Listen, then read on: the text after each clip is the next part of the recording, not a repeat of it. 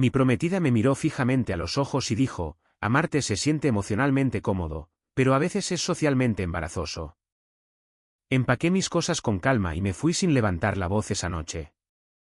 Meses después, ella vio mi entrevista reproduciéndose en silencio en las televisiones dentro del aeropuerto donde había estado trabajando horas extras para pagar la deuda de su tarjeta de crédito. ¿Sabes? Te amo. Lo hago. Pero a veces, y odio decir esto, ser vista contigo en ciertas situaciones se siente embarazoso. Ella no apartó la mirada cuando lo dijo. Esa es la parte en la que todavía pienso. Mantuvo el contacto visual todo el tiempo como si quisiera crédito por la honestidad. No dije nada. Solo me senté allí en el borde de nuestro sofá. El gris que habíamos elegido juntos en un almacén en Brooklyn un sábado por la mañana cuando pensábamos que estábamos construyendo algo. Y dejé que la oración aterrizara. Embarazoso. Ella lo siguió con algo peor. No es que seas una mala persona. De hecho, eres el hombre más emocionalmente cómodo con el que he estado. Eres seguro. Eres amable. Eres confiable. Pero Nolan, no eres el tipo de hombre que la gente nota cuando entras en una habitación. Y he empezado a darme cuenta de que eso me importa más de lo que pensaba. Asentí. Me levanté. Empaqué una bolsa. Me fui. Sin discusiones, sin voces altas, sin discursos dramáticos de salida, solo el suave clic de la puerta detrás de mí y el sonido del ascensor llegando a nuestro piso como si me hubiera estado esperando. En ese momento, pensé que era lo peor que me podía decir. No tenía idea de que, meses después, estaría parada en el mostrador de una puerta en la Terminal B, viendo mi rostro reproducirse en silencio en 6 televisiones del aeropuerto a la vez, fingiendo con mucha fuerza no llorar. Si disfrutas de historias reales como esta, suscríbete porque lo que sucedió después lo cambió todo para mí. Yo tenía 31 años cuando Harper me dijo esas palabras. Habíamos estado juntos durante 4 años, comprometidos durante 8 meses. Vivíamos en un apartamento de 2 habitaciones en Astoria en el que yo pagaba la mayor parte del alquiler en pesos en un vecindario que ella insistía en que estaba en auge, pero había dicho eso durante 3 años seguidos. Yo trabajaba en estrategia de productos, no era glamoroso, no era llamativo, pero era un trabajo sólido, del tipo que se compone silenciosamente con el tiempo. Había estado en la misma firma durante 6 años, ascendido constantemente, y recientemente me habían incluido en una nueva iniciativa de la que todavía no se me permitía hablar públicamente. En ese momento, se sentía como el comienzo de algo. Solo que no sabía el comienzo de qué. Harper trabajaba en la coordinación de eventos. Era buena en eso, genuinamente talentosa para leer una habitación, manejar el caos, hacer que las cosas parecieran no requerir esfuerzo desde el exterior. Había estado trabajando por cuenta propia durante 2 años después de dejar una agencia mediana, y las cosas habían sido desiguales. Algunos meses, geniales. Algunos meses me pedía en silencio que cubriera su parte del alquiler en pesos y me lo pagara más tarde. Siempre decía que sí. Nunca llevé un libro de contabilidad. Ese fue probablemente mi primer error. No los pesos en sí, sino la suposición de que creaba el mismo tipo de confianza en ella que en mí.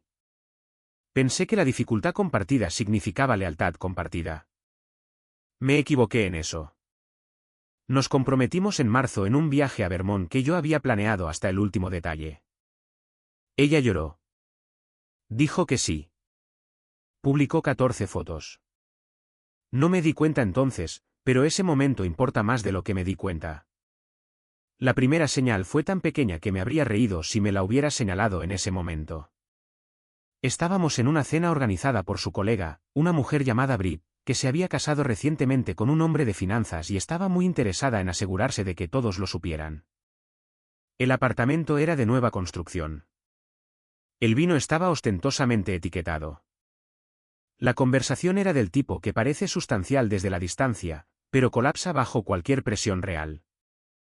En algún momento, alguien preguntó qué hacía yo. Lo expliqué claramente. Estrategia de productos, planificación a largo plazo para clientes de infraestructura tecnológica. Lo describí de la forma en que siempre lo hacía, con precisión, sin adornos. Harper intervino casi de inmediato. Estás siendo modesto, dijo, de una manera que de alguna forma me hizo sentir más pequeño en lugar de más grande. Básicamente, gestiona las operaciones de una empresa de consultoría. No era lo que yo hacía, pero no la corregí. Lo dejé pasar. De camino a casa, ella estaba callada. No callada por estar molesta, simplemente ausente, mirando por la ventana del taxi como si estuviera calculando algo. El esposo de Brit administra un fondo de pesos, dijo finalmente. Lo sé, dije. Mencionó eso varias veces. Ella no respondió a eso en ese momento. Lo ignoré. La segunda señal fue el teléfono. Harper siempre había sido activa en las redes sociales. Venía con su trabajo, decía, y eso era cierto. Pero en algún momento a mediados del verano, su comportamiento con el teléfono cambió. Empezó a desviar la pantalla cuando yo pasaba. Pausaba las conversaciones a mitad de una oración cuando yo entraba a una habitación, de la forma en que lo haces cuando estás en medio de algo que tendrías que explicar.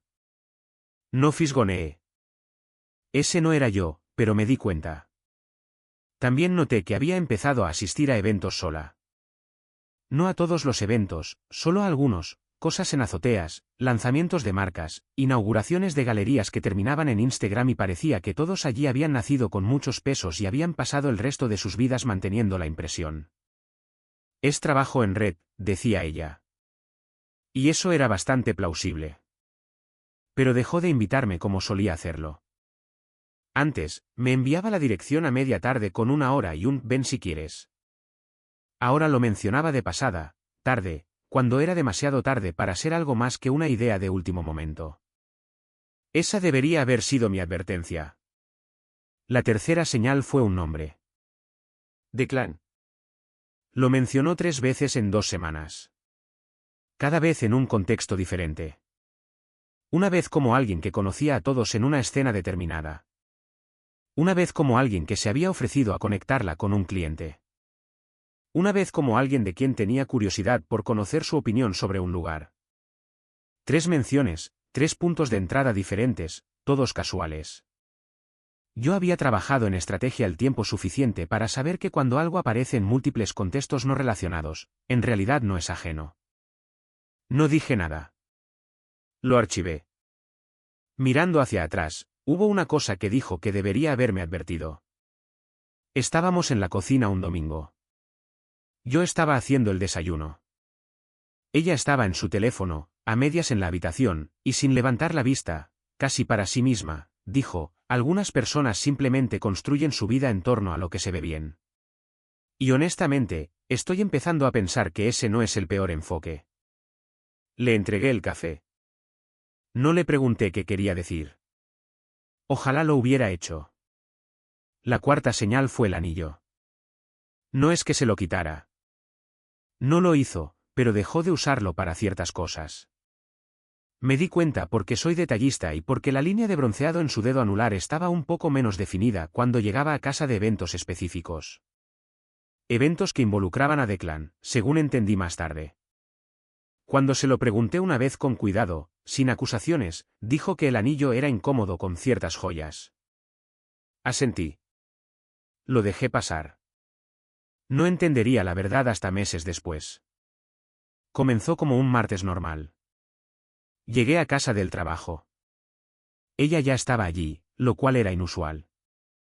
Sentada en el sofá con las rodillas recogidas, sin ver nada, solo sentada en la sala de estar con las luces bajas. Cuando entré, me miró con una expresión que nunca antes había visto en su rostro.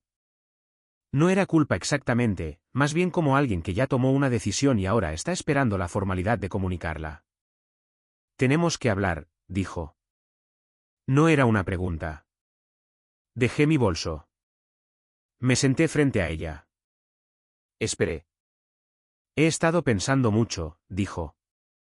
Sobre nosotros, sobre lo que quiero, sobre lo que pensé que quería hace 4 años versus lo que realmente quiero ahora. Está bien, dije. Creo que ambos hemos cambiado. O tal vez no hemos cambiado. Tal vez simplemente nos hemos vuelto más honestos sobre quiénes somos en realidad. Y creo que la verdad es, hizo una pausa. No creo que sea la persona que crees que soy. Y no creo que seas la persona que necesito. ¿Qué significa eso?, pregunté.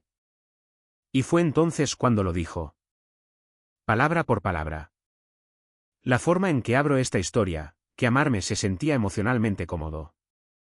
Que yo era seguro, amable y confiable, y que no era el tipo de hombre que la gente notaba cuando entraba en una habitación, y que esto le importaba a ella más de lo que había admitido.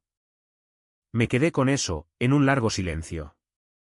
¿Se trata de Declan?, pregunté. Ella no se inmutó. He estado pasando tiempo con alguien que me hace sentir diferente. Sí, diferente. ¿Cómo?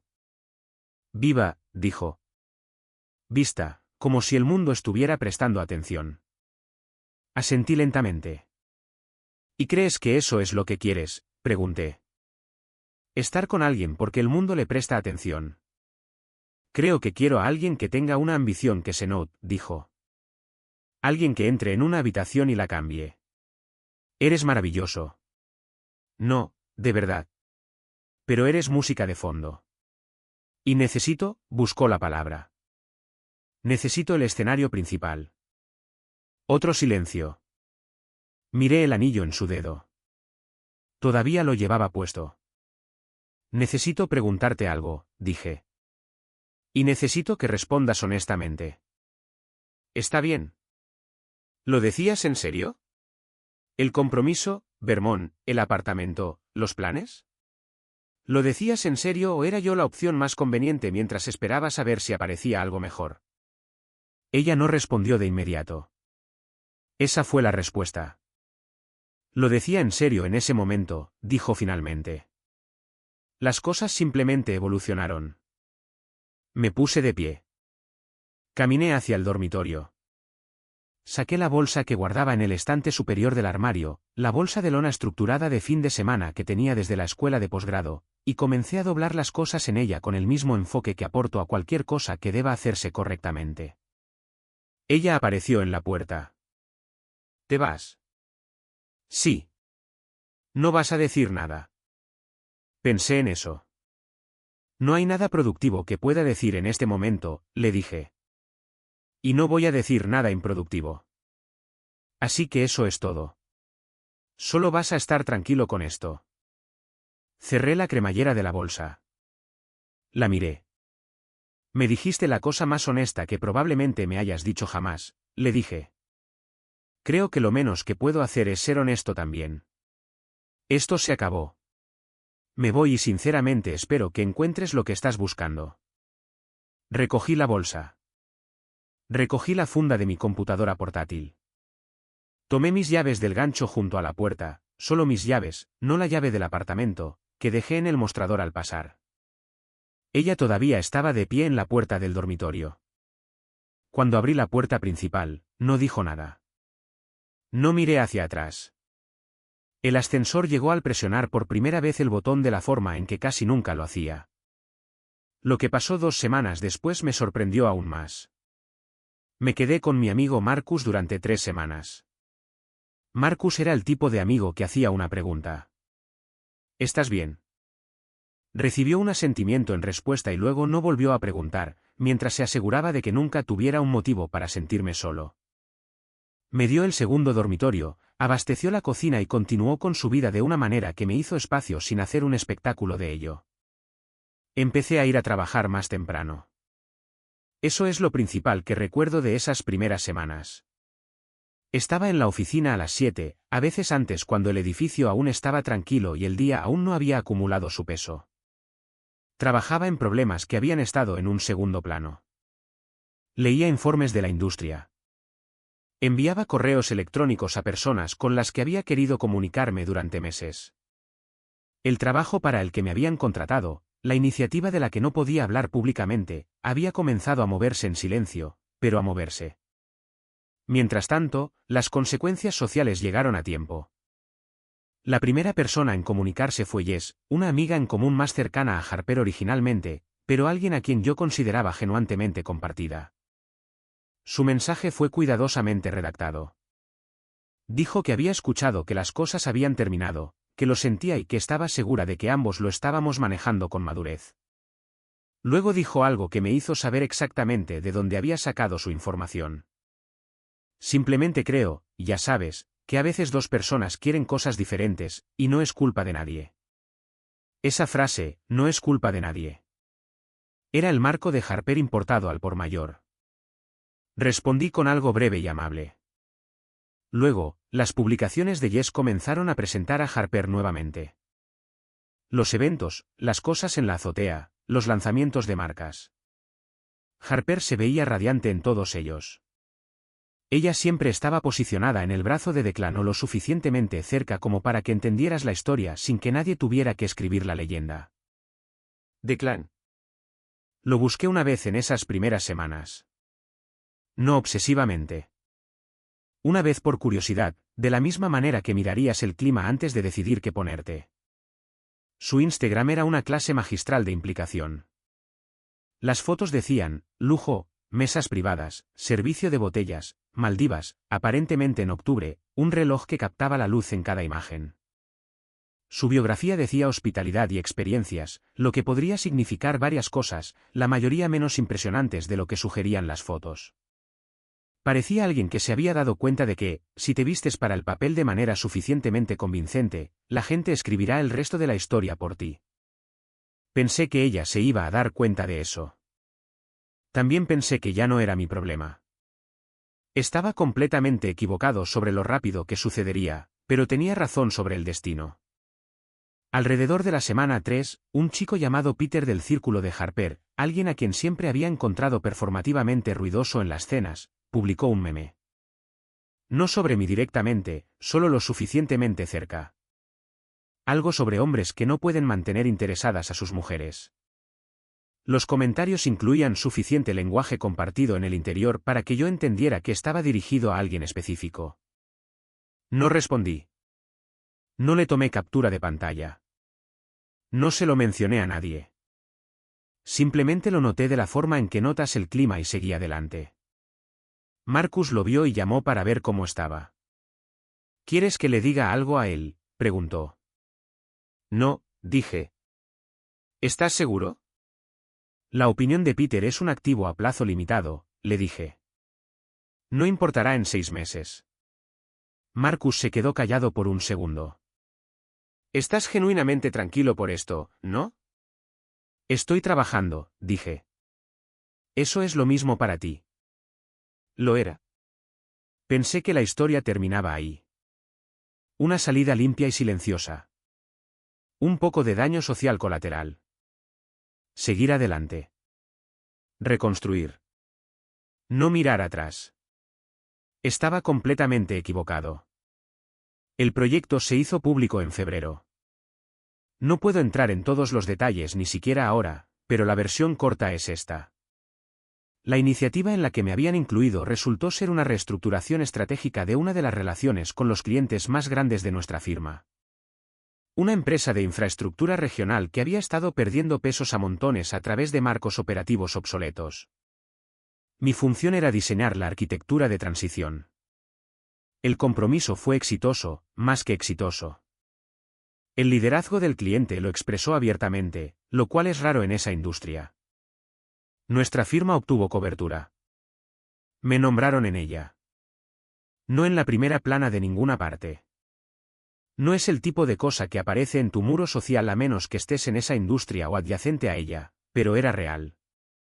Un perfil en una publicación comercial de infraestructura, una mención en un comunicado de prensa de negocios, una invitación para hablar en un panel en una conferencia regional en marzo. Dije que sí al panel. Me preparé seriamente.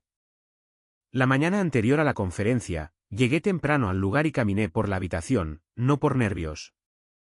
Había aprendido a llegar temprano, a dejar que el espacio se volviera familiar, a reducir las variables. El panel salió bien. Fui claro. Fui específico. No intenté impresionar a nadie. Solo hablé del trabajo. Después, 3 personas se me acercaron por separado. Uno era un director de alto nivel de una firma de la que había sido consciente durante años. Uno era un editor de un medio de comunicación financiero. Una era una organizadora de conferencias que dijo que se pondría en contacto sobre un evento futuro. Los tres tenían tarjetas de presentación. Los tres hicieron un seguimiento. Mirando hacia atrás, esa mañana importa más de lo que pensaba. El asunto de los medios financieros se movió rápido. La editora, su nombre era Renata, quería hacer un artículo más largo sobre la estrategia operativa pospandémica en la infraestructura del mercado medio. Había escuchado mis comentarios en el panel y dijo que eran la cosa más específica que alguien había dicho en todo el día en una sala llena de personas que eran deliberadamente vagas. Me reí de eso. Nos reunimos a tomar un café en el centro de la ciudad. Hizo buenas preguntas. Le di respuestas reales. El artículo se publicó 6 semanas después como un reportaje en la red con un componente de entrevista. Foto incluida. Fue una sesión de retrato, solo una foto de cara, nada elaborado en lo que no hubiera pensado mucho en ese momento. A la pieza le fue bien en su plataforma. Más tráfico del esperado, me envió un correo electrónico Renata para decirme. Eso llevó a la segunda pieza, luego a una aparición en un podcast, luego a una invitación para hablar en una conferencia que era significativamente más grande que la de marzo. Un evento nacional, un canal de negocios como socio de medios, el tipo de escenario que hace que te vean. Dije que sí. Me preparé. No se lo dije a nadie excepto a Marcus. En el fondo, también me había mudado a un nuevo apartamento en un vecindario en el que había querido vivir durante años, pero que había comprometido cuando Harper y yo elegimos Astoria. El nuevo lugar era más tranquilo, un edificio con buena luz y nadie que conociera cerca. Había comprado un mueble que había estado posponiendo, un escritorio adecuado, del tipo que hace que el trabajo se sienta como si tuviera peso. Hice que me lo entregaran un sábado por la mañana y pasé la tarde armándolo. Esa noche, preparé la cena y me senté en el escritorio y leí durante 2 horas. Sin Instagram, sin registros, sin publicaciones. Me había quedado callado en las redes sociales, no como estrategia, sino como instinto. No había nada que quisiera actuar. Todo lo que estaba haciendo se sentía demasiado real para resumirlo en una leyenda. Las personas que necesitaban saber qué estaba construyendo se enterarían. Las personas que no, bueno, no entendería lo que eso significaba hasta meses después. Hubo una cosa más de ese periodo que vale la pena destacar. Me encontré con una mujer llamada Claire en la segunda conferencia, una estratega de una firma en Boston. Inteligente, con un sentido del humor seco, claramente había estado en salas como esta el tiempo suficiente como para dejar de dejarse impresionar por ellas. Hablamos durante 40 minutos en el pasillo fuera de las sesiones principales, sobre el trabajo inicialmente, luego sobre otras cosas. No preguntó si estaba saliendo con alguien. Yo no lo mencioné. Intercambiamos tarjetas. Me envió un artículo la semana siguiente con un mensaje de 3 palabras: pensé en ti. Pensé en eso durante mucho tiempo. Pensé que esto es lo que se siente cuando alguien te ve en lugar de la idea de ti. Era una cosa completamente diferente. Me enteré de la mayor parte de esto más tarde. Parte a través de Marcus, quien mantuvo su oído en ese mundo social como una cuestión de personalidad en lugar de intención. Parte a través de Jess, quien finalmente se suavizó y se acercó de nuevo. Parte de los detalles que surgieron de formas que no había esperado. Esto era lo que era cierto mientras yo estaba construyendo. Declan no tenía pesos. Estaba adyacente a los pesos. Trabajaba en la promoción de eventos, no en el lado ejecutivo, sino en la parte delantera. Tenía talento para ser fotografiado cerca de los pesos sin tener realmente ninguno. El viaje a las Maldivas fue una cortesía. Promovió un evento para la empresa del complejo turístico y el viaje fue un intercambio, no una compra. El reloj se alquiló a través de un servicio que en ese momento había sido reseñado recientemente en un artículo de advertencia sobre la deuda aspiracional en pesos. Harper no sabía esto inicialmente. Se enteró en pedazos. La primera pieza llegó cuando le preguntó acerca de mudarse juntos, y la conversación se desvió de una manera que sugirió que Declan no tenía, de hecho, un apartamento que pudiera acomodar la vida de 2 personas. Tenía una habitación en una situación compartida que había estado fotografiando desde ángulos extremadamente específicos. La segunda pieza llegó cuando su tarjeta de crédito comenzó a ser rechazada. En algún momento del año anterior, Había acumulado una deuda de miles de pesos que no me había mencionado mientras estuvimos juntos. Descubrí el número más tarde. Estaba en el rango que requiere una seria atención estructural, no solo un mes ajustado. Lo había estado manejando de manera mínima, haciendo pagos que evitaban que aumentara. Mientras que el capital se mantuvo prácticamente sin cambios, el estilo de vida de Declan no había sido barato en pesos de mantener. Los eventos, los trajes, los taxis en lugar del metro, los restaurantes que requerían una reserva, todo eso sumaba de maneras que los ingresos en pesos de una coordinadora independiente no podían realmente absorber, especialmente con el trabajo del cliente que había sido desigual durante el otoño. Ojalá pudiera decir que esa fue la peor parte. La peor parte fue otra cosa. Jess me dijo esto, que en las semanas posteriores a mi partida, Harper le había contado al grupo de amigos una versión de los eventos que me hacía sonar pequeño, no malicioso, solo pequeño. Que había sido distante, sin ambiciones, satisfecho con menos de lo que ella merecía, que había tratado de motivarme y me había resistido. Que el final fue triste pero inevitable. Los amigos en común, la mayoría de ellos, creyeron esto. ¿Por qué no lo harían? Ella estaba allí. Yo no. No estaba publicando, no asistía a cosas, no defendía una versión de mí mismo en los espacios donde se estaban construyendo versiones. Hay un momento que Jess me contó en el que Harper estaba en una cena y alguien preguntó por mí, un amigo de un amigo que me conocía de algún lugar separado, y Harper había dicho casualmente que probablemente estaba bien, solo haciendo lo mío en el fondo en algún lugar. Música de fondo. Usó la frase de nuevo. Lo que pasó después tuvo aún menos sentido. Declan duró hasta julio. Conozco la línea de tiempo aproximada porque fue entonces cuando Harper reactivó su Instagram después de una ausencia de 2 meses. Nuevas publicaciones, nueva biografía, sin mención de nadie. El contenido de pareja cuidadosamente seleccionado simplemente se había detenido, reemplazado por fotos en solitario que claramente intentaban establecer una nueva narrativa sin reconocer el colapso de la anterior. El grupo de amigos se dio cuenta. La gente preguntó. Harper fue vaga. La historia que finalmente se filtró, de nuevo a través de Jess, que a estas alturas parecía sentirse culpable por los meses que había pasado en el otro bando, fue que Declan había conocido a alguien en uno de sus eventos, una mujer cuya familia en realidad tenía muchos pesos. Había tomado una decisión con la eficiencia limpia de alguien que siempre se ha entendido a sí mismo como un producto a posicionar. Siguió adelante en 2 semanas. La versión de los eventos de Harper requirió un replanteamiento significativo. La deuda, mientras tanto, no se había detenido para acomodar el replanteamiento. Había aceptado un puesto a tiempo parcial en el aeropuerto, apoyo de operaciones en tierra para una de las empresas minoristas de la terminal para cubrir los pesos mínimos mientras reconstruía su trabajo independiente. Era el tipo de trabajo que requiere turnos tempranos, un uniforme y un nivel de paciencia con la logística del que ella era capaz, pero que nunca había tenido la intención de que fuera su vida. Aparentemente era buena en eso, pero no era el escenario principal. Era en gran medida el fondo. Frases cortas aquí. Septiembre pasó rápido. Octubre. Su apartamento, el que había conservado después de que me fui, requería un tipo de alquiler en pesos que tenía sentido dividido y no tenía sentido solo. Encontró una compañera de cuarto. La compañera de cuarto estaba bien, pero el apartamento se sentía diferente ahora. Las invitaciones a los lanzamientos de marcas se habían ralentizado.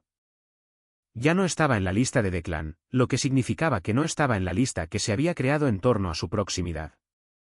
El capital social era más relacional de lo que ella había entendido. Había sido prestado. Ella lo estaba pagando ahora. Noviembre, diciembre, el trabajo en el aeropuerto se convirtió en tiempo completo. Pensé que la historia terminaba ahí. Estaba completamente equivocado. Vuelo con la suficiente frecuencia como para que todavía se sienta como un evento. La conferencia fue en Atlanta, la nacional, la grande, el evento del socio de medios del canal de negocios para el que me había estado preparando desde octubre. Estaba presentando en una sesión de trabajo y había aceptado un segmento de entrevista grabada que se emitiría en su plataforma digital. La filmación había tenido lugar 3 semanas antes en un estudio en el centro. Me había puesto una chaqueta que había comprado específicamente para la ocasión. De color carbón, bien ajustada, el tipo de cosa que dice en serio, sin esforzarse demasiado. No había pensado mucho en dónde se emitiría el metraje. Reservé un vuelo temprano en la mañana, del tipo que requiere una alarma a las 4:15 y un taxi que huele a la noche de otra persona. Facturé mi equipaje, pasé por seguridad y salí a la terminal con 40 minutos antes de embarcar. Terminal B. Caminé hacia mi puerta de embarque con café y la bolsa de mi computadora portátil y el tipo de tranquilidad concentrada que había desarrollado durante el último año. No buscaba nada, no actuaba nada, solo me movía por el espacio hacia lo siguiente. No la vi de inmediato. Primero vi las televisiones. Esta es la parte que es difícil de explicar sin que parezca construida, pero la diré directamente. El canal de negocios estaba publicando un reportaje, uno de esos focos de la industria que hacen en la temporada de conferencias. Entrevistas con oradores, segmentos de 30 segundos a 2 minutos unidos en una programación que se reproduce en aeropuertos, vestíbulos de hoteles y salas de espera de todo el país. El segmento en el que aparecía duraba 90 segundos. Conozco el tiempo de ejecución porque habían enviado el corte final para su aprobación. 90 segundos. Mi cara, mi nombre en la tarjeta de título del tercio inferior, el nombre de la empresa, el título que le habían dado al segmento, replanteando la estrategia del mercado medio, el enfoque de un arquitecto. Estaba sonando en 6 pantallas simultáneamente. Dejé de caminar, no por la entrevista en sí. Había visto las imágenes. No era información nueva. Me detuve por lo que vi en mi visión periférica. En el mostrador de la puerta a la izquierda, una mujer con un uniforme azul marino, de los que tienen un pequeño logotipo en el bolsillo del pecho, de pie detrás de un escritorio con una computadora frente a ella y una fila de pasajeros comenzando a formarse. Y estaba completamente quieta, no trabajaba, no procesaba al pasajero que tenía delante. Todavía mirando a las televisiones, a mi cara en las televisiones. Ella no me había visto todavía. La observé por un momento, no cruelmente, sino honestamente. Parecía cansada de una manera que iba más allá del sueño de una mañana. Todavía era hermosa. Eso no había cambiado. Pero la energía particular que siempre había proyectado, ese brillo hacia adelante, con la cabeza en alto, consciente de la habitación, era más silenciosa ahora, como algo que había estado funcionando a un volumen alto y se había bajado a un nivel manejable. El segmento continuó. Mi nombre apareció de nuevo en el tercio inferior. Su mandíbula se apretó un poco. La forma en que una cara se tensa cuando está trabajando contra algo. Parpadeó, miró su pantalla y luego volvió a mirar a las televisiones con impotencia, como lo haces cuando algo ha captado la parte de tu atención que no pide permiso. El pasajero frente a ella dijo algo. Se sobresaltó, se disculpó, comenzó a procesar los documentos de embarque con el movimiento un poco demasiado cuidadoso de alguien que se trae de vuelta al presente. Me quedé allí con mi café por un momento más. Luego caminé hacia la puerta. Me vio cuando estaba a unos 12 pies de distancia. El reconocimiento fue inmediato, total, del tipo que llega a los ojos antes de que la cara tenga tiempo de arreglarse. Dijo mi nombre, no en voz alta, casi como si estuviera comprobando si funcionaría. Nolan. Me detuve. Harper, dije. Una pausa muy larga para lo corta que fue. ¿Estás? Hizo un breve gesto hacia las televisiones donde el segmento había terminado, reemplazado por una actualización del mercado. No sabía que estabas. No sabía nada de eso. Ha sido un año ocupado, le dije. Sí. Se miró las manos, luego a mí. ¿Te ves bien? Gracias. Otra pausa. Parecía estar calculando algo de la forma en que siempre lo hacía cuando las situaciones no iban como las había modelado. Dio la vuelta al mostrador. Un colega ocupó su lugar sin que se lo pidieran, sin problemas. La forma en que los compañeros de trabajo se cubren en esos trabajos sin necesitar instrucción. Se quedó a unos metros de distancia. ¿Estás en el vuelo de Atlanta?, preguntó. Sí. Ella asintió. Miró un poco más allá de mí, y luego volvió. ¿Cuánto tiempo ha sido lo de la televisión? ¿Cuánto tiempo ha estado pasando eso? La conferencia se ha estado preparando durante unos meses, le dije. La pieza de los medios se publicó a principios de este año. A principios de este año, lo repitió en voz baja, como si estuviera haciendo matemáticas. No tenía ni idea. Lo sé, le dije. Algo en su expresión cambió, como si hubiera estado esperando que le dijera que había estado tratando de comunicarme con ella, o que había pensado en decírselo. Y mi simple reconocimiento de que no había pensado en hacerlo fue más honesto de lo que estaba preparada. Empezó, se detuvo. ¿Hay alguien? Estoy bien, dije. Las cosas van bien. Comprendió que no había respondido a su pregunta real y que lo había hecho a propósito y que eso también era una respuesta. Lo siento, dijo. No específicamente, solo la palabra llevando lo que fuera que ella pretendía que llevara. Lo sé, le dije. Volvió a mirar a las televisiones de forma reflexiva. La forma en que miras lo que te sorprendió incluso después de que haya pasado la sorpresa. La pantalla mostraba algo diferente ahora. Números, movimiento del mercado. Mi cara se había ido. Volvió a mirarme. No eras música de fondo, dijo. Su voz era uniforme. Lo dijo como una corrección, como algo que se había equivocado en una prueba y finalmente estaba enviando la respuesta correcta mucho después de que terminara la calificación. Mantuve eso por un momento. Yo siempre fui exactamente lo que viste, dije. Simplemente decidiste lo que estabas buscando antes de terminar de mirar. No tenía una respuesta para eso. El agente de la puerta de embarque detrás de ella llamó para el embarque previo. Miré mi tarjeta de Historia 2. Ella rechazó mi toque, así que desaparecí. Solo entonces se derrumbó por completo. Todavía recuerdo el sonido exacto que hizo su teléfono cuando apartó mi mano. No fue una bofetada, no fue un grito, solo el ruido sordo e indiferente de su teléfono golpeando el piso de madera mientras sacudía su muñeca y decía, no lo hagas. Por favor. Esa palabra por favor no fue amable. No fue una súplica. Fue una advertencia. Una pequeña daga silenciosa vestida de cortesía. Y me quedé allí congelado, con la mano todavía en el aire como un tonto que acababa de intentar abrazar a una estatua. No dije nada. Simplemente me agaché, recogí su teléfono, se lo devolví y salí de la habitación. Y ese fue el último momento en que intenté tocar a mi esposa. Verás, esta historia no comienza con una infidelidad. No comienza con gritos ni platos rotos ni mensajes de texto descubiertos. No, comienza con silencio. Un silencio tan espeso que se tragó cada pequeño pedazo de quien yo solía ser. Ella no me había tocado en 4 meses. Ni siquiera un roce en el brazo en el pasillo. Ni siquiera un empujón casual con el pie debajo de la mesa. Nada. Vivía en la misma casa que ella, pero bien podría haber sido su sombra.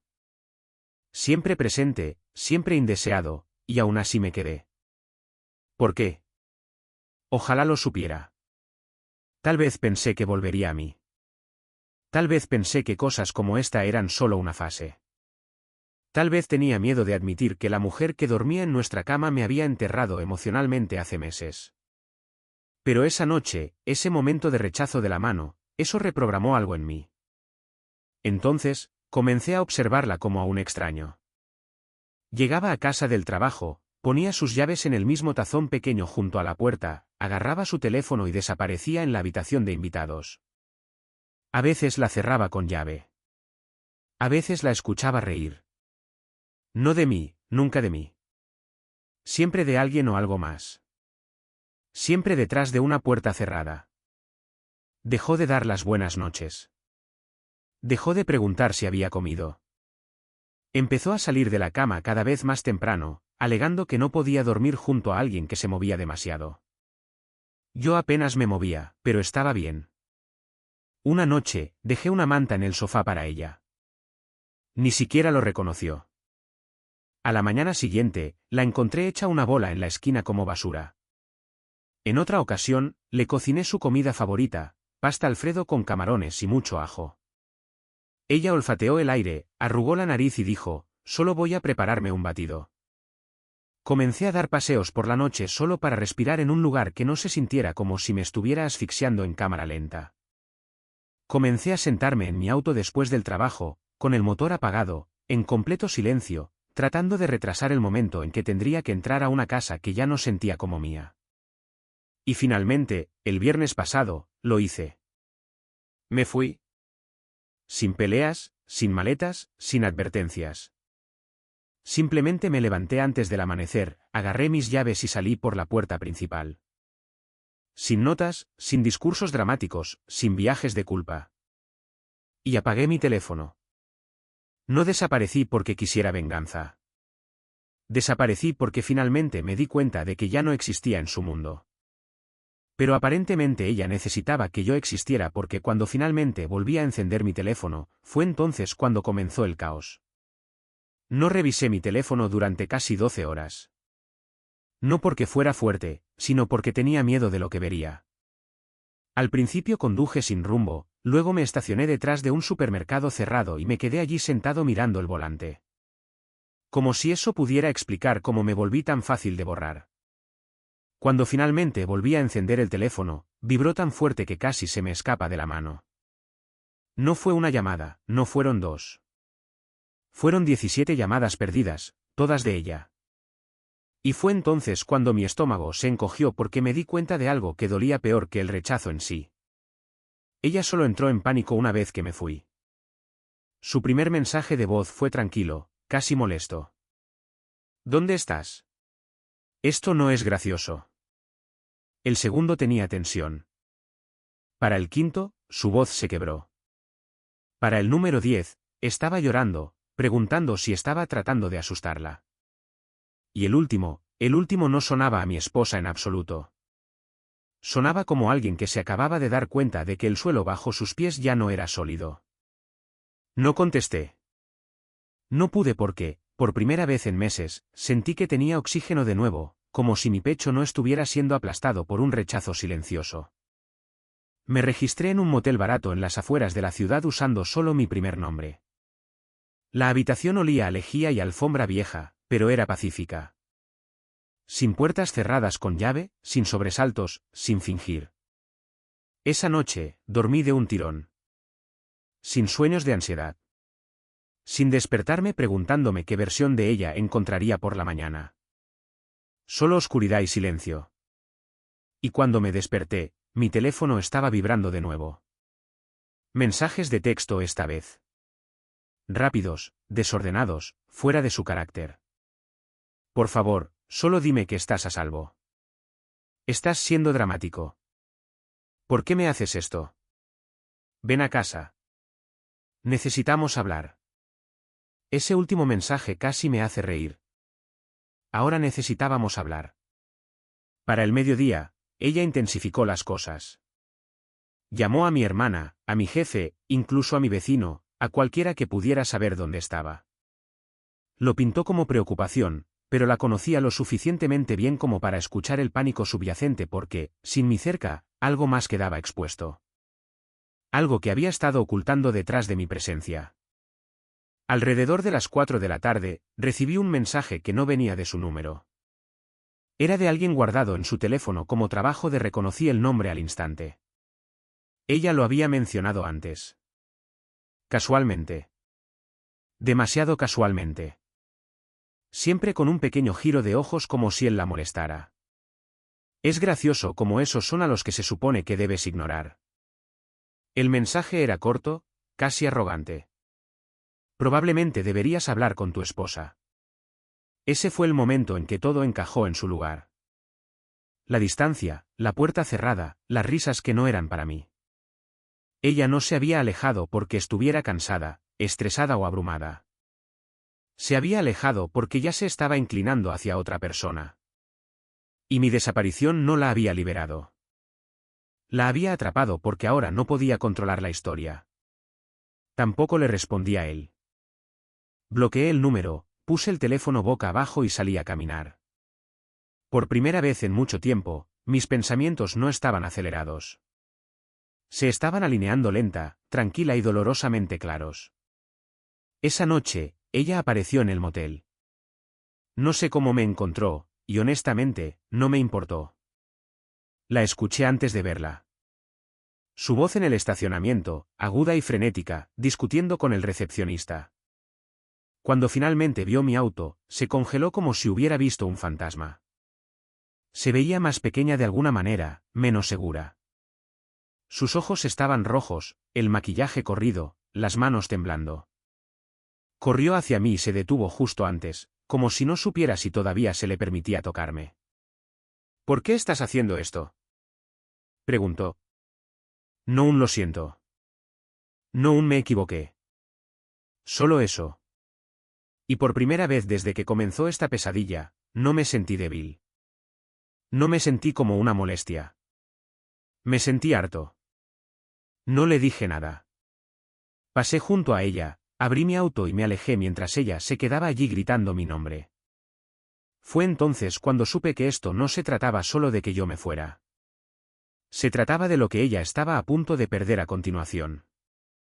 No dejé de conducir hasta que llegué a un restaurante a 2 pueblos de distancia. Del tipo con menús amarillentos, tazas de café despostilladas y cabinas que se pegan a tus pantalones. Necesitaba un lugar para sentarme, pensar, existir sin que nadie necesitara nada de mí. Pedí un sándwich de queso a la parrilla y un café negro que nunca planeé beber. Mi teléfono todavía estaba apagado, escondido debajo de una servilleta doblada como un artefacto peligroso. Seguía repitiendo ese mensaje de su compañero de trabajo. Probablemente deberías hablar con tu esposa. No era preocupación. Era una advertencia o tal vez una amenaza. Fuera lo que fuera, confirmaba lo que yo había sido demasiado patético para decir en voz alta. Había alguien más. Tenía que haberlo. La forma en que se congelaba cuando la tocaba, la forma en que se ponía a la defensiva por nada. La frialdad, las noches de fiesta, las puertas cerradas, el perfume que no era suyo. No estaba simplemente cansada. Se había ido. Y yo había sido el idiota demasiado asustado para admitirlo. Mientras estaba sentado allí mirando el pan empapado en grasa y fingiendo comer, recordé algo. Meses atrás, 5, tal vez 6, ella había llegado tarde a casa de una de esas cenas de trabajo. Dijo que había estado con Lena, celebrando el divorcio de Lena. Me ofrecía recogerla, pero dijo que era solo para chicas. Regresó con los ojos vidriosos, risueña y extrañamente cariñosa. Nada propio de ella. Me besó el cuello, tiró de mi camisa y dijo que me extrañaba. Recuerdo haber pensado, esto es nuevo. Y dejé que sucediera. Me permití creer que me deseaba de nuevo. Pero ahora me doy cuenta de que era exactamente eso. Culp. Yo era el premio de consolación por algo de lo que se arrepentía pero que no había detenido. Finalmente encendí mi teléfono solo para comprobar si se había colado algo más. Era un caos. Más de 40 mensajes, 5 mensajes de voz, 2 llamadas perdidas de mi trabajo. Mi jefe dijo que Yanelle llamó y les dijo que yo estaba desaparecido. ¿Desaparecido? Esa palabra parecía una broma. No estaba desaparecido. Me estaba recuperando. Estaba desentrañando la verdad que ella enterró bajo años de cortés distancia. Y luego llegó el mensaje que no esperaba. De Lena. Sí, esa Lena, la compañera de trabajo divorciada. La que Yanelle usó como excusa más veces de las que podía contar. Ella nunca me había enviado un mensaje de texto antes. Ni siquiera me había reconocido más allá de los saludos corteses en los eventos de la empresa. Su mensaje tenía 6 palabras. Revisa el álbum oculto de tu esposa. Mi estómago dio un vuelco. Ni siquiera quería saber qué significaba eso, pero tenía que hacerlo. Entonces, abrí la cuenta en la nube que compartíamos. Ella no sabía que yo todavía tenía acceso. No la habíamos usado en años, en la época en que subíamos fotos de vacaciones, días festivos, pequeños fines de semana tontos. Había una carpeta en la parte inferior bloqueada con un código de acceso. Probé sus números habituales, su cumpleaños, la fecha de nuestra boda. Nada. Luego intenté algo en lo que no había pensado en años. El cumpleaños de él. Daniel, el compañero de trabajo del que siempre se quejaba, que estaba casado, tenía hijos, era demasiado coqueto y siempre hacía bromas estúpidas. Usó su cumpleaños como código de acceso y se abrió. La carpeta no estaba llena exactamente de fotos, sino de capturas de pantalla, mensajes, confirmaciones de hotel, recibos de transporte, fotos de comidas, copas de vino brindando, pies enredados en las sábanas de la cama del hotel. Su nombre estaba en casi todos los archivos. No los borró, los guardó como trofeos. Me senté allí, con las manos frías, la mandíbula tan apretada que me dolía. Mi sándwich de queso a la parrilla estaba helado. Y por primera vez en todo este asunto, no lloré. No sentí rabia. Ni siquiera me sentí triste. Me sentí aliviado porque ahora ya no tenía que preguntarme nada. Ya no tenía que seguir culpándome a mí mismo. Era ella. Y Lena, quienquiera que fuera ella en esta ecuación, quería que yo lo supiera. Le respondí con una sola palabra. ¿Por qué? Ella respondió al instante. Porque te mereces algo mejor. Ella ha estado jugando con ustedes dos. Eso me golpeó como un tren de carga. Con nosotros dos. Esta no era una historia de amor que se había vuelto rancia. No se trataba solo de que ella se enamorara de otra persona. Era manipulación, un juego. Capas de mentiras vestidas de distancia. Pagué mi cuenta en pesos y salí del restaurante sin siquiera probar el café. Mañana, decidí, iría a casa. No para quedarme, no para hablar, solo para dejar que ella viera cómo se ve cuando el hombre al que ignoró se convierte en el hombre que lo sabe todo. ¿Qué pasó cuando aparecí? No vas a creer lo que estaba haciendo cuando crucé esa puerta. No dormí esa noche. Ni un segundo. Me quedé mirando el techo agrietado de la habitación del motel mientras un ventilador de caja barato zumbaba al lado de la cama como una canción de cuna rota. Mi mente seguía volviendo a una cosa. Ustedes dos. El mensaje de Lena se reproducía en bucle. No solo me engañó, también jugó con él. Cualquiera que fuera la aventura que tuvo con Daniel, no fue un escape emocional ni un romance trágico. Fue algo calculado. Sabía exactamente lo que estaba haciendo. Y ahora estaba perdiendo el control de la narrativa. Por la mañana, ni siquiera estaba cansado. Me sentía recargado, vacío, pero alerta. No me afeité, no me duché. Simplemente subí al auto y conduje directo a casa. No para confrontarla, no para pelear, sino para ver. Quería ver cómo actuaría cara a cara. Ahora que había desaparecido y reaparecido con la verdad en mis manos. Eran poco más de las 8:30 de la mañana cuando me detuve en el camino de entrada. Su auto estaba allí. Bien. Eso significaba que no había ido a trabajar. O tal vez se había reportado enferma. Caminé por los escalones, con la llave en la mano, preparándome para su rostro en la puerta. Pero cuando la abrí, la casa estaba en un silencio absoluto. No el tipo de silencio que dice que alguien está durmiendo. El tipo de silencio que indica que algo anda mal. El tipo que te hace contener la respiración sin darte cuenta. Entré. Sin luces encendidas, sin música, sin televisión, solo el golpe distante de algo en el piso de arriba. Pensé que tal vez estaba en la ducha, pero luego escuché voces, dos de ellas. Me congelé en el pasillo, cada nervio de mi cuerpo se puso rígido. Mis manos empezaron a temblar. No podía distinguir las palabras, solo los tonos. El de ella agudo y lleno de pánico. El de él más bajo tratando de calmarla. Di un paso adelante, luego otro. Los latidos de mi corazón eran tan fuertes que juré que los escucharían. Cuando llegué al pie de las escaleras, lo vi. Su bolso en el suelo con su teléfono medio fuera, todavía desbloqueado. No quería ser ese tipo. El que husmea. El que rebusca en los mensajes privados de su esposa. Pero ya no era su esposo. No realmente.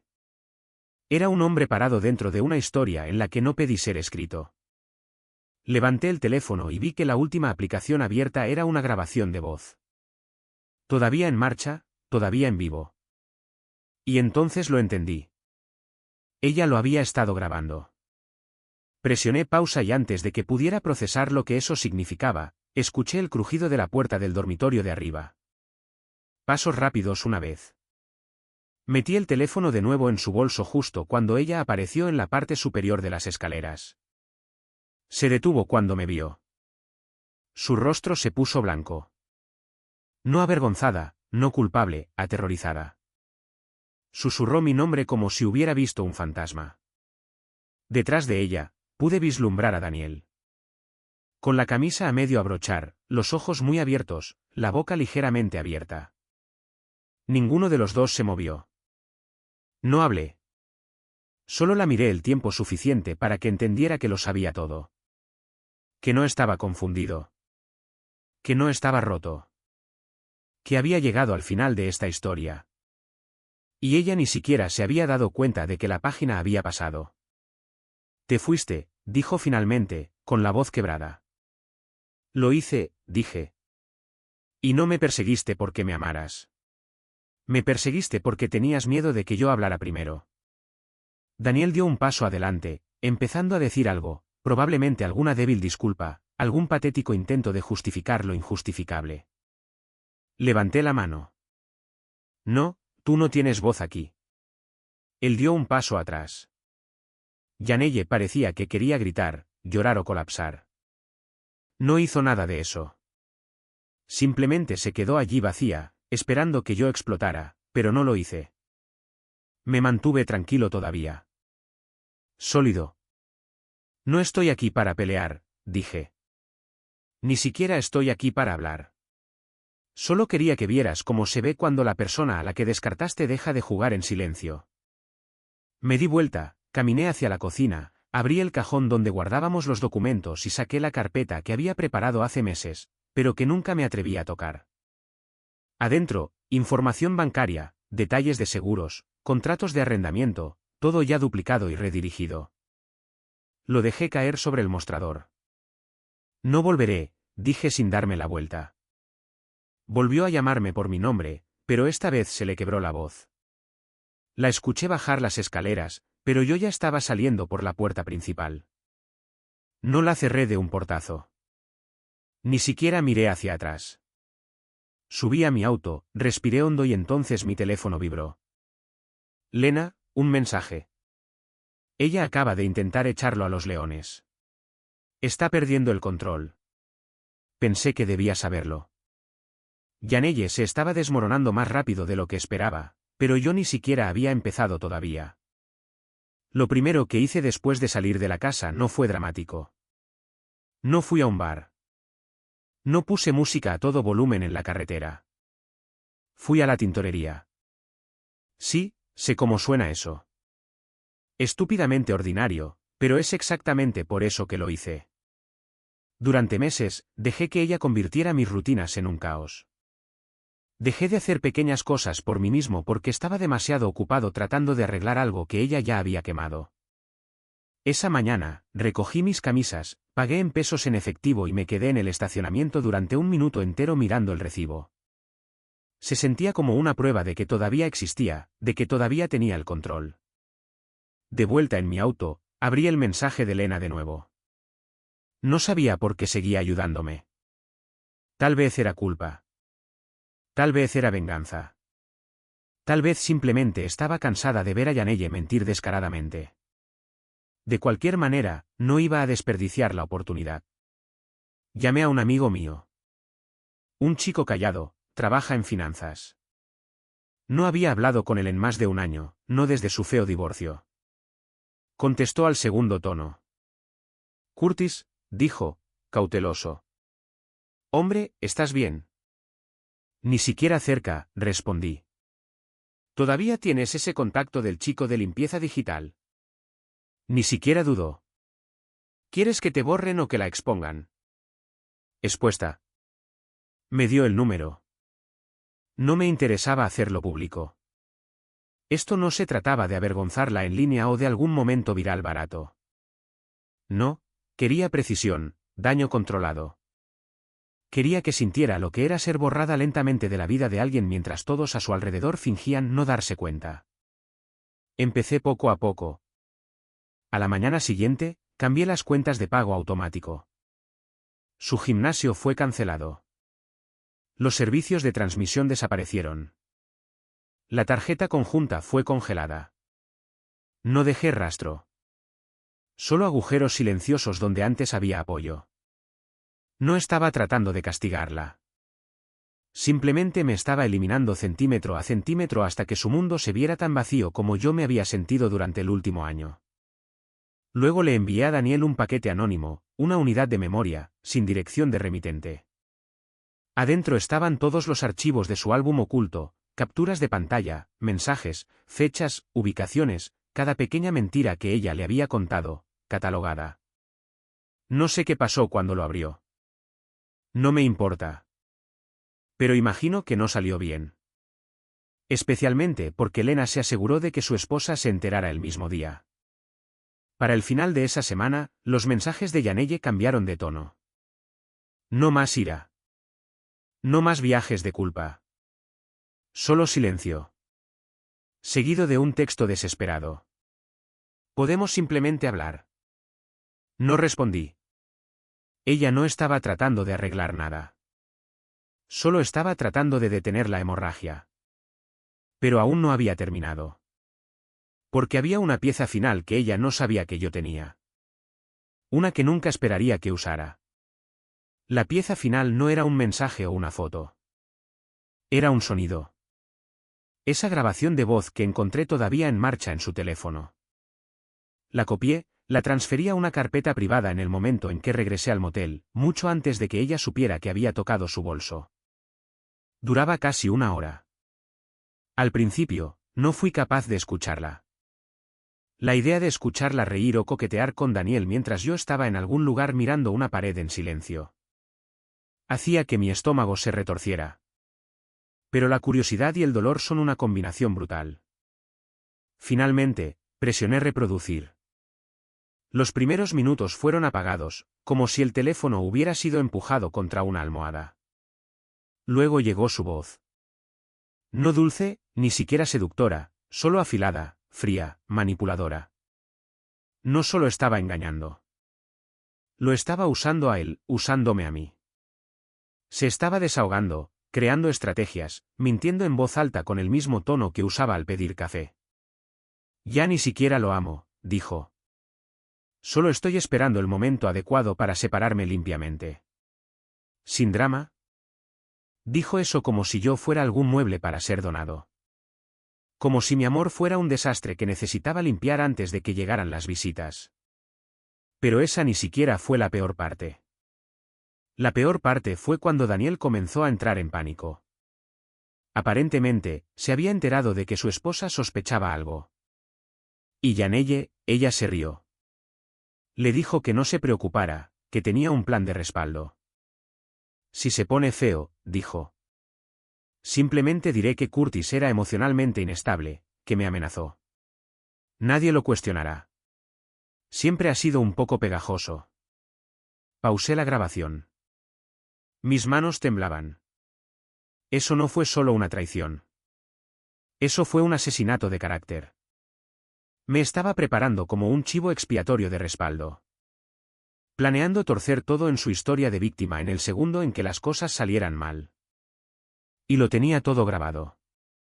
Ese fue el momento en que me di cuenta de que ya no estaba jugando a la defensiva. Tenía todo lo que necesitaba para desmantelar toda la red. Le envié una copia de la grabación a Lena. Sin advertencia, sin explicación. En una hora, ella respondió con 3 palabras. Yo me encargo. Independientemente de lo que pienses de Lena, no era pasiva. Era precisa. Le envió el audio a la esposa de Daniel, quien lo reenvió a su empleador, una empresa con estrictas cláusulas de moralidad para los ejecutivos.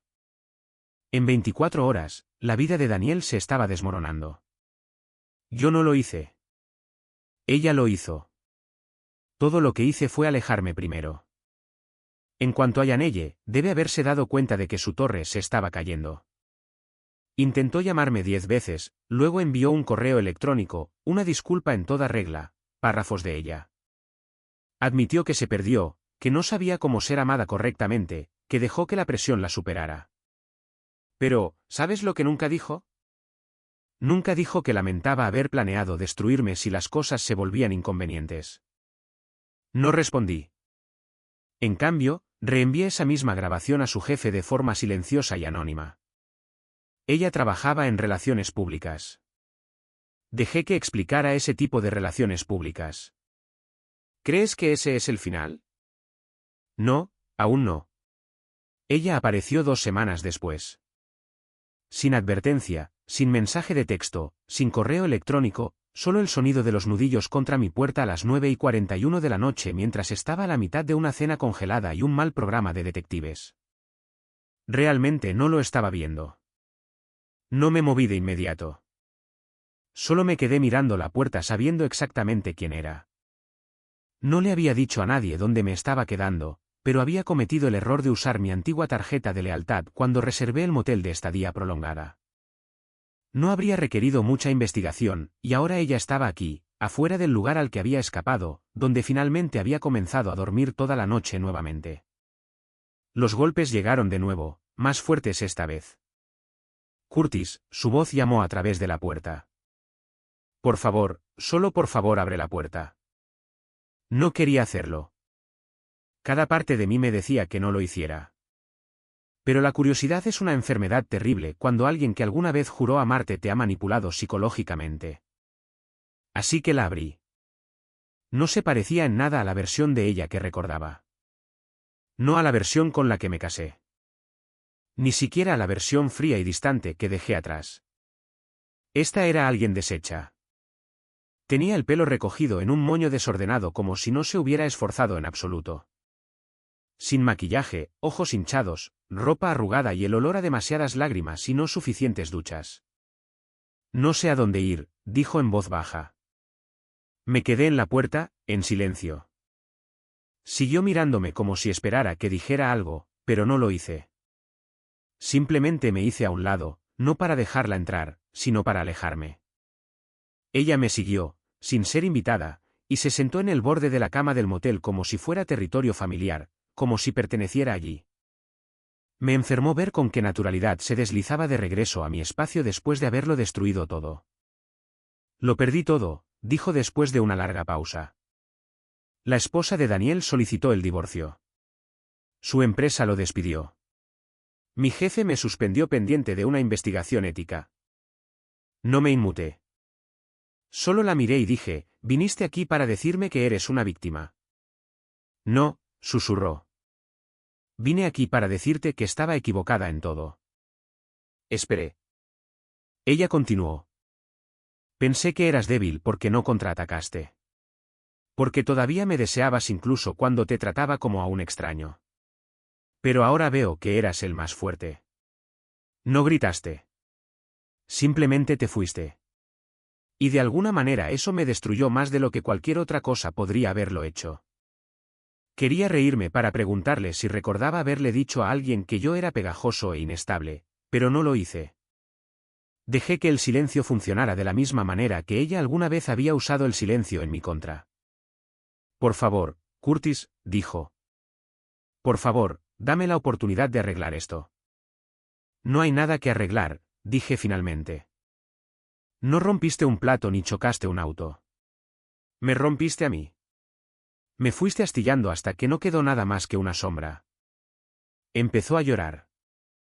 Lágrimas reales, lágrimas feas. El tipo de lágrimas que yo solía apresurarme a consolar. Pero ahora solo observaba. No estoy pidiendo matrimonio, dijo. Solo una conversación, un cierre, algo. Me quedé allí parado durante mucho tiempo, luego finalmente asentí. Bien, una conversación, pero no esta noche. Parecía sorprendida, incluso aliviada. Te enviaré un mensaje mañana, agregué. Pero no esperes junto al teléfono. Al día siguiente, no le envié ningún mensaje. No por crueldad, sino porque necesitaba estar seguro. Necesitaba tiempo, espacio, claridad, cosas que no había tenido en años mientras me ahogaba en la versión del amor de otra persona. Fui a dar un largo paseo, tomé un café de un lugar que solía amar pero que no había visitado en una eternidad, y me senté en un banco del parque solo viendo a la gente vivir como si nada se estuviera desmoronando. Y en ese momento, me di cuenta de algo. Ya nada se estaba desmoronando. No para mí. Ya había salido de los escombros. Cuando finalmente le envié un mensaje esa tarde, no la invité a volver a mi motel. Me reuní con ella en un lugar público, neutral, a la luz del día y tranquilo, un pequeño café cerca del paseo del río. Ella ya estaba allí cuando llegué, sentada en la mesa más alejada, jugando con una servilleta como si contuviera todo su arrepentimiento. Gracias por venir, dijo mientras me sentaba. No respondí de inmediato. Solo la miré, realmente la miré. Por primera vez, no estaba a la defensiva ni era falsamente dulce. Parecía cansada. Humana, real. No estoy aquí para que volvamos, dije con calma. Necesito dejar eso claro. Ella asintió. Lo sé. Hubo un largo silencio. Luego habló. Te lastimé. Te usé. Dejé que la atención de otra persona me hiciera olvidar tu valor. Y eso es mi culpa. No te merecías nada de eso. Sé que no lo merecía, dije. Esta vez no lloró. No suplicó. Simplemente se quedó sentada asimilándolo. No te pido perdón, susurró. Solo espero que encuentres a alguien que no te haga sentir invisible. Y eso fue lo único que dijo, que no se sintió como una manipulación. Me puse de pie, le agradecí por reunirse conmigo y me alejé. Sin drama, sin abrazo final, sin miradas hacia atrás, solo paz. Un año después, estoy en una ciudad diferente, con un trabajo nuevo, un apartamento pequeño pero acogedor con luz del sol real y sin habitaciones cerradas con llave. Rescaté a un perro llamado Clancy que babea sobre todo lo que tengo. Y ahora río más de lo que lloro. Incluso comencé a salir con alguien. Nada serio todavía, pero bueno, honesto. Ella toma mi mano como si importara. Escucha cuando hablo. Se inclina hacia mí, no se aleja. A veces la gente piensa que desaparecer significa rendirse. Pero no desaparecí porque fuera débil. Desaparecí para empezar a vivir de nuevo. Y no me arrepiento ni un segundo.